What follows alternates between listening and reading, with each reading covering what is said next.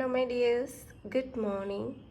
അപ്പോൾ എൻ്റെ യൂട്യൂബ് ചാനലിലെ ഫസ്റ്റ് വ്ലോഗിലേക്ക് എല്ലാവർക്കും സ്വാഗതം. അപ്പോൾ എൻ്റെ യൂട്യൂബ് ചാനൽ ഞാൻ ഇന്നലെ സ്റ്റാർട്ടാക്കിയിട്ടുണ്ട്. അപ്പോൾ ഇതെൻ്റെ ഫസ്റ്റ് വീഡിയോ ആണ്, ഫസ്റ്റ് ലോങ് വീഡിയോ ആണ്. സോ നിങ്ങളെല്ലാവരും ഒന്ന് സബ്സ്ക്രൈബ് ചെയ്ത് സപ്പോർട്ട് ചെയ്യണം. വീഡിയോസൊക്കെ സ്കിപ്പ് ചെയ്യാണ്ട് ഫുള്ള് കാണുക. ഇഷ്ടമാണ് ഉറപ്പായിട്ട് ലൈക്ക് ചെയ്യണം. പിന്നെ എന്താ പറയുക, ഇന്ന് വിഷു ആണ്. സോ എല്ലാവർക്കും ഹാപ്പി വിഷു. ഇനിയിപ്പോൾ ഞാൻ വിളക്ക് കൊളുത്താൻ പോവാണ്. ഇന്നലെ തന്നെ ഓൾമോസ്റ്റ് പരിപാടികളൊക്കെ ഇന്നലെ തന്നെ കഴിഞ്ഞിട്ടുണ്ട്. ഞാൻ കണിയൊക്കെ സെറ്റാക്കി വെച്ചിട്ടുണ്ട്. അപ്പോൾ നമുക്കിന്ന് വിളക്ക് കൊളുത്തിയാൽ 4 മണിയായപ്പോൾ എഴുന്നേറ്റു. 4:30 ആയപ്പോഴേക്കും ഫുൾ കഴിഞ്ഞു, ഫ്രഷായിട്ടൊക്കെ വന്നു. ഇനിയിപ്പോൾ നമുക്ക് വിളക്ക് കൊളുത്താം. അത് കഴിഞ്ഞിട്ട് വരാം. ഋഷീനെ പിന്നെ എഴുന്നേൽപ്പിക്കണം, ഒരു 8 മണിയൊക്കെ ആകുമ്പോൾ എഴുന്നേൽപ്പിക്കണം.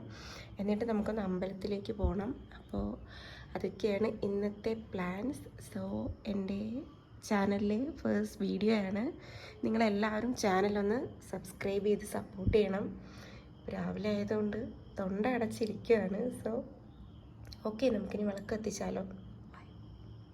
ഞാനങ്ങനെ ഇത്രയും രാവിലെ എഴുന്നേൽക്കുന്ന ആളൊന്നും അല്ല കേട്ടോ. ഇതിപ്പോൾ വിഷു, ഓണം അങ്ങനെയൊക്കെ വരുമ്പോൾ മാത്രമായിരിക്കും രാവിലെ 4-4:30 ആ ഒരു ടൈമിലൊക്കെ എഴുന്നേൽക്കാറ്.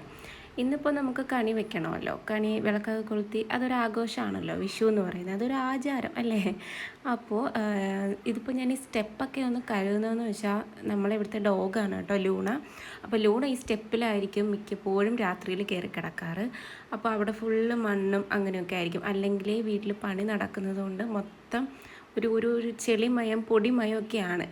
അപ്പോൾ അതൊക്കെ ഒന്ന് കഴുകിയ ശേഷം ഇത് കണ്ടോ, ഈ ഒരു താമര കണി വയ്ക്കാനായിട്ട് മേടിച്ചതാണ്. കാരണം കണിക്കൊന്ന കിട്ടിയില്ല ഗൈസ്. കണിക്കൊന്നയ്ക്ക് വേണ്ടി ഇനി പോവാൻ ലോകമൊന്നുമില്ല, എനിക്ക് എങ്ങൊന്നും കിട്ടിയില്ല. അവസാനം വീട്ടിൽ ചെന്ന് അമ്മ എവിടുന്നോ കൊണ്ടുവച്ചെന്ന് 2-3 ഇതൾ പൂ മാത്രമാണ് കിട്ടിയിട്ടുണ്ടായിരുന്നത്.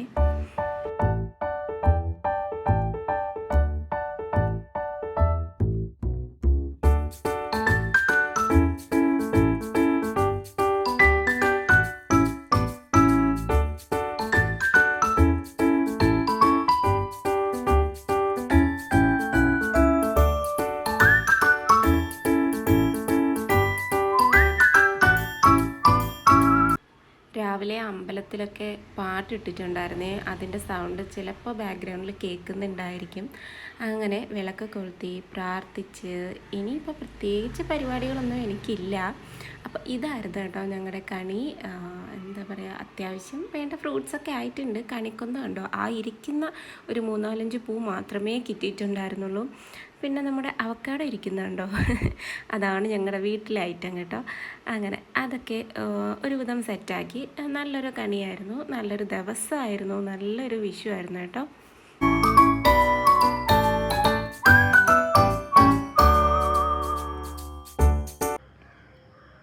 സോ ഗൈസ്, നമ്മൾ വിളക്ക് എത്തിക്കലൊക്കെ കഴിഞ്ഞു, തൊഴുതു. അപ്പോൾ ഇനി നമുക്ക് എന്തായാലും ടൈമുണ്ട്. ഇപ്പോൾ ഒരു 5:45 ഉള്ളൂ.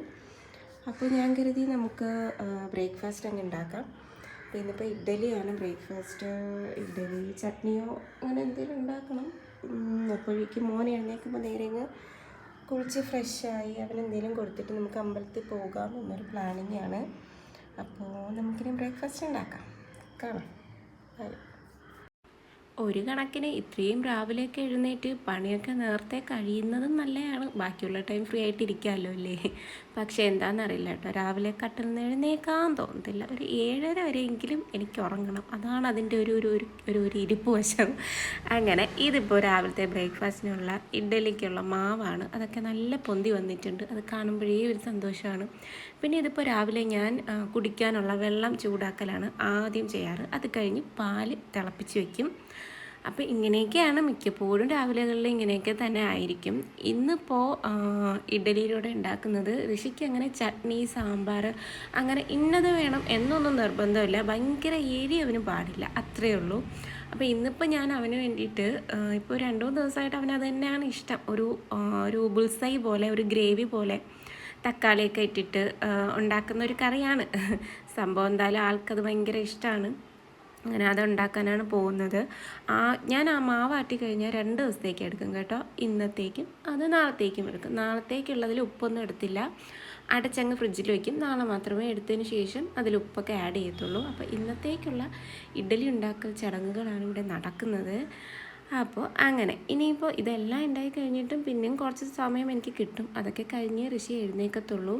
അപ്പോൾ രാവിലെ എഴുന്നേറ്റ് കഴിയുമ്പോഴേക്കും ഈ ഒരു പണി കഴിഞ്ഞാൽ പിന്നെ ഞാൻ ആദ്യം ലൈറ്റ് ചൂട് വെള്ളമാണ് കുടിക്കുന്നത് കേട്ടോ. ഭയങ്കര ചൂടല്ല, ചെറിയ ചൂടുവെള്ളം കുടിക്കും. അതാണ് എന്നും അങ്ങനെ തന്നെ ആയിരിക്കും. അപ്പോൾ രാവിലെ നമ്മുടെ മുറ്റം കണ്ടോ, ഫുള്ള് മണ്ണൊക്കെ മാന്തി അങ്ങനെ ഇങ്ങനെയും കിടക്കുകയാണ്. അവിടെ പണി നടക്കുന്നുണ്ട്, ഇനിയും ഒരുപാട് പണി ചെയ്യാനുണ്ട്. അതാണ് ഞാൻ നേരത്തെ പറഞ്ഞത്, ഫുള്ള് പൊടിയാണ്. വീടിനകം എത്ര തുടച്ചാലും തൂത്താലും ഇങ്ങനെ തന്നെ ആയിരിക്കും. ഇവിടെ പിന്നെ വിളക്ക് കത്തിക്കുന്നത് ഇവിടെ പുറത്ത് സിറ്റ് ഔട്ടിലായതുകൊണ്ട് ഞാൻ ഉറക്കം എഴുന്നേൽക്കുന്ന ടൈമിൽ തന്നെ ഫോണിൽ വാൾപേപ്പർ സെറ്റ് ചെയ്ത് വെച്ചിരിക്കും കേട്ടോ, കൃഷ്ണൻ വിത്ത് കണിയുമായിട്ടുള്ളതൊക്കെ. അപ്പോൾ ഓൾറെഡി ഞാൻ കണി കണ്ടു കഴിഞ്ഞു, എന്നിട്ടാണ് പുറത്തിറങ്ങി വിളക്ക് കൊളുത്തുന്നത് കേട്ടോ. അപ്പോൾ ഇന്നത്തെ ഞാൻ നേരത്തെ പറഞ്ഞ ഒരു കറിയില്ലേ, ഒരു ബുൾസൈഡ്, അത് ഇതാണ് കേട്ടോ. അപ്പോൾ ഇതിൽ മുക്കിയിട്ടാണ് അവന് ഇപ്പോൾ ദോശ ആയാലും അപ്പം ആയാലും ഇപ്പോൾ ഇഡ്ഡലി ആയാലും ഒക്കെ അവന് ഇത് തന്നെയാണ്. ഇപ്പോൾ കുറച്ച് ദിവസമായിട്ടുള്ള ഇഷ്ടം ഇത് തന്നെയാണ്. ഇതെന്ന് മടുക്കുന്നോ ഒന്ന് നമുക്ക് നിർത്തണം, മാറ്റി പിടിക്കണം. അങ്ങനെ മോനെ എഴുന്നേൽപ്പിച്ച് അവനെ കുളിപ്പിച്ച് റെഡിയാക്കി ഞങ്ങൾ ഇനി അമ്പലത്തിലേക്ക് പോകാൻ പോവുകയാണ്. അപ്പോൾ നമ്മൾ ഫസ്റ്റ് പോയിട്ടുണ്ടായിരുന്നത് കൃഷ്ണൻ കോവിലാണ്. ഇവിടെ കൃഷ്ണന് നല്ല അടിപൊളി കണിയൊക്കെ സെറ്റ് ചെയ്തിട്ടുണ്ടായിരുന്നു. ഞങ്ങൾ അതൊക്കെ കണ്ട് തൊഴുതു. അതിനകത്തെ വീഡിയോ ഞാൻ എടുത്തില്ല കേട്ടോ. പിന്നെ അത് കഴിഞ്ഞ് തൊഴുത് പുറത്തിറങ്ങിയപ്പോഴേക്കും ഈ അമ്പലത്തിന് പുറത്ത് ഒരു ഊഞ്ഞാലുണ്ടായിരുന്നു കേട്ടോ.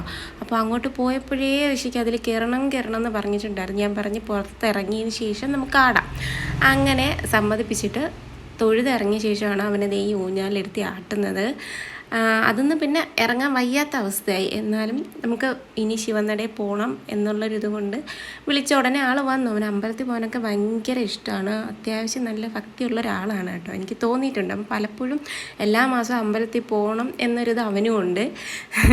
അങ്ങനെ ഞങ്ങൾ അമ്പലത്തിലൊക്കെ പോയിട്ട് വന്നു. അപ്പോൾ ഇന്നത്തെ എൻ്റെ വീഡിയോ ഇത്രയേ ഉള്ളൂ. അപ്പോൾ നിങ്ങൾക്ക് ഇഷ്ടമായിട്ടുണ്ടെങ്കിൽ ഉറപ്പായിട്ടും ലൈക്ക് ചെയ്യണം, സബ്സ്ക്രൈബ് ചെയ്യാനും മറക്കരുത് കേട്ടോ. ഒന്ന് സപ്പോർട്ട് ചെയ്തേക്കണേ.